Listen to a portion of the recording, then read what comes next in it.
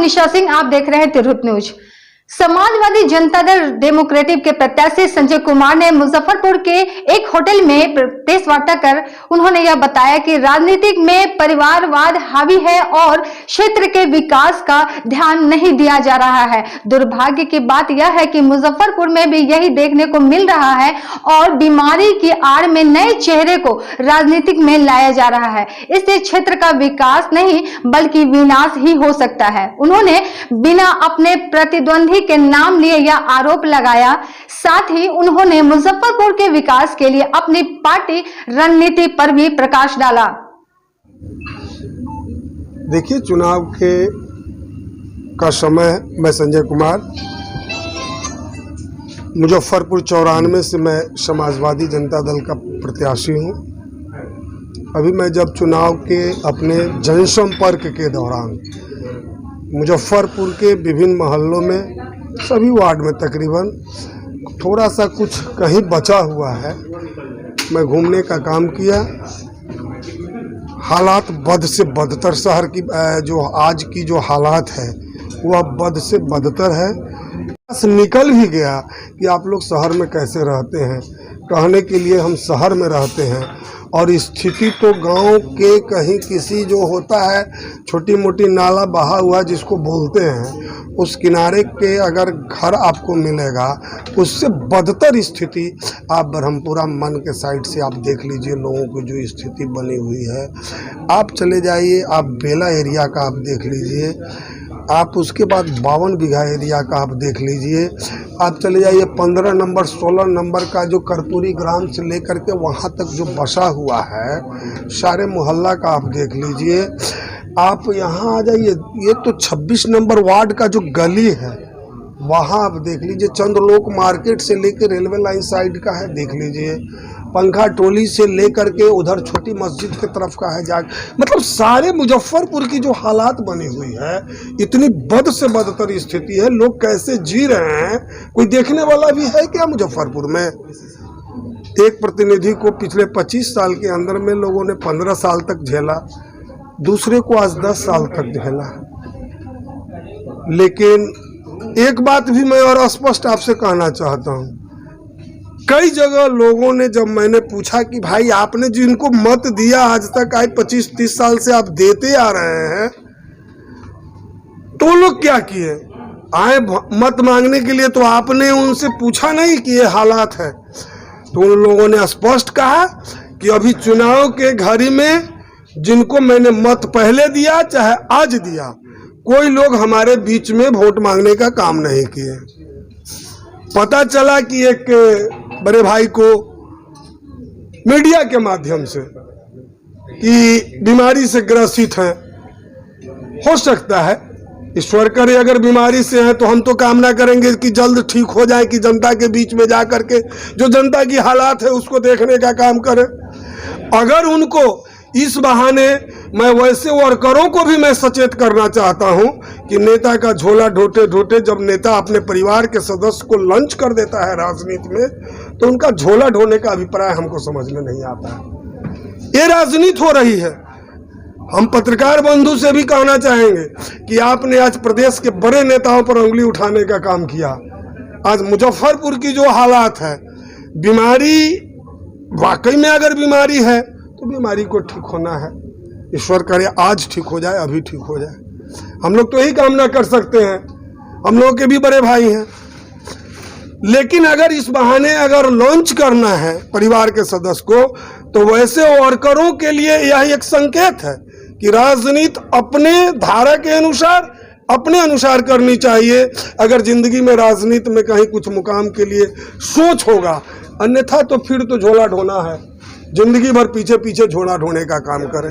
ये मैं आज मीडिया के माध्यम से मुजफ्फरपुर के आम पॉलिटिकल राजनीतिक जो वर्कर हैं उनके लिए भी मुझे कहना है। और जो सामाजिक हालात है जो इतनी बद से बदतर है, इसलिए कोई भी जनप्रतिनिधि जो चुनाव लड़ रहे हैं, 28 में से कोई ना कोई चुनाव जीत करके जाएंगे, तो मैं उनसे निवेदन करूंगा, जो 74 साल से आज तक जो लोग चुनाव लड़ रहे हैं और कहते हैं कि हम समाज के अंतिम व्यक्ति को, दलित को पिछड़ा को उत्थान करने के लिए आया हूं। तो चुनाव जीतने के बाद हम में से कोई भी प्रतिनिधि, सभी लोग जो हम आज चुनाव मैदान में चुनाव लड़ रहे हैं, अगर कोई भी जनप्रतिनिधि चुनाव जीतने का काम करते हैं तो उनसे मैं आग्रह करूंगा, विनती करूंगा और मैं अपने अंदर भी झांक करके आत्ममंथन करूंगा कि उस व्यक्ति के लिए जो निरीह है उसके लिए कोई तो आगे खड़ा हो, जिससे उसका समाज में उद्धार हो और समाज में खड़ा होने की उसकी स्थिति बने, उसके समाज की स्थिति बने। ये मैं सभी लोगों से करबद्ध निवेदन के साथ कहना चाहूँगा। एक तरफ महागठबंधन का उम्मीदवार है, एक तरफ एनडीए का उम्मीदवार है। इस बीच में आपकी जो तीसरी गठबंधन के पार्टी से टिकट लेकर आप आज चुनाव लड़ रहे हैं, क्या रिस्पॉन्स मिल रहा है आम जनता के बीच में? आपका सवाल बढ़िया सवाल है, लेकिन एक चीज मैं आपसे स्पष्ट कहना चाहता हूं, अगर जनता ने लिखित दोनों को दे दिया है तो तीसरे लोगों को उनको स्पष्ट नॉमिनेशन के पहले ही कह देते कि हम लोग लिख के दे दिए हैं, तो कोई उम्मीदवार क्यों बनता है? इसलिए इस भ्रम को पहले आप तोड़ लीजिए। महागठबंधन क्या होता है? महागठबंधन, अगर गठबंधन की बात है तो आज जो एनडीए है और जो उधर एक है, जो एक क्या बोलते हैं उसको, नारंगी वाले, एक हरा वाले हैं, तो उनसे तो बड़ा गठबंधन मेरा है आज के दिन में। उपेंद्र जी मेरे साथ हैं, मायावती जी मेरे साथ हैं, ओवैसी साहब मेरे साथ हैं, जो देवेंद्र प्रसाद यादव जो आज वरदान साबित हुआ, उनका जो 2 रुपए गेहूं और 3 रुपए चावल जो उन्होंने 36 करोड़ जनता के लिए देवगौड़ा मिनिस्ट्री में लाया, आज इस कोरोना काल में तो प्रधानमंत्री उसको वाहवा ही ले रहे हैं। लेकिन एक चीज तो उनका उस समय का सोच था। तो ये सारे समीकरण का, इससे बड़ा गठबंधन तो कोई गठबंधन ही बिहार में नहीं है। इसमें तो सारे गठबंधन भरे पड़े हैं। इसलिए ये सब चीज ऐसी कोई बात नहीं है, न कोई महागठबंधन है और न कोई छोटा गठबंधन है। हाँ, बच जाती है विकास के मुद्दे पर जो पहले जनप्रतिनिधि थे उन्होंने क्या किया, अपने पूरे कार्यकाल में क्या किया, वो आज मत मांगने जा रहे हैं। तो फिर वादा नहीं ना कर रहे हैं कि अगला साल 5 साल दो, जो पीछे मैं आज तक नहीं किया उसको करूंगा। तो जो आज 25 साल मुजफ्फरपुर की जनता की बर्बादी हुई है, विकास जो पीछे गया है, उसकी भरपाई कब होगी? ये सोचने का सवाल, ये सोचने का है। जो आज हम रोजी रोटी, कपड़ा और मकान के लिए जो जनप्रतिनिधि का चुनाव करते हैं, अपना मत देते हैं, आज क्या हो गया है? आज कहीं भी जो रोटी, कपड़ा और मकान, इतना ही नहीं, ये ट्रेडिशन आप लोगों में भी, मीडिया के साथी में भी है। आप सवाल पूछते हैं तो कहीं पूछते हैं कि जनप्रतिनिधि को क्यों जनप्रतिनिधि चुना जाता है? वो हिंदुस्तान पाकिस्तान की बंटवारा करने के लिए और देश में जो है अगर आप पिछड़ा की बंटवारा के लिए, संविधान की धज्जियां उड़ाने के लिए, संविधान को फाड़ने के लिए, क्या इसके लिए जनप्रतिनिधि का चुनाव होता है?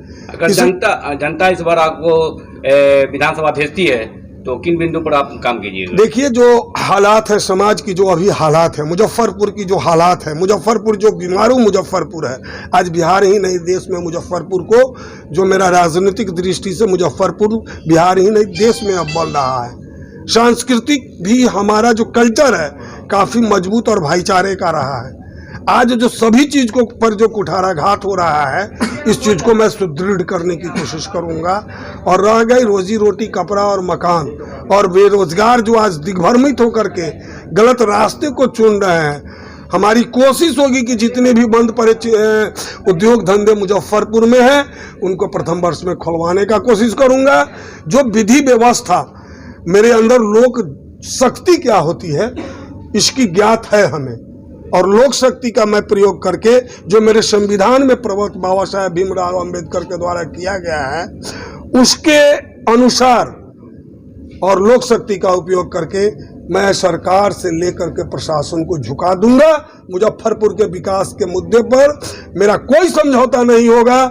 जमीनी स्तर से लेकर के चाहे ऊपर में हमको जिस स्तर पर लड़ाई लड़ना पड़ेगा उस स्तर पर मैं लड़ करके मुजफ्फरपुर को, ये जो बीमारू मुजफ्फरपुर बना हुआ है, उसको मैं उभारने का काम करूंगा। और स्वच्छ और सुसज्जित मुजफ्फरपुर मैं 5 साल के अंदर में बना दूंगा, ताकि मुजफ्फरपुर की आम आवाम, मुजफ्फरपुर के लोग सोचने पर विवश हो जाएं और वोट के समय में हमसे ये बोले कि बेटा तुमने जो किया है, तुम नहीं भी घूमोगे तो तुमको मैं पुनः उपहार दूंगा। मैं ये व्यवस्था ला करके, और मुजफ्फरपुर की जो व्यवस्था होगी ये पूरा देश देखेगा।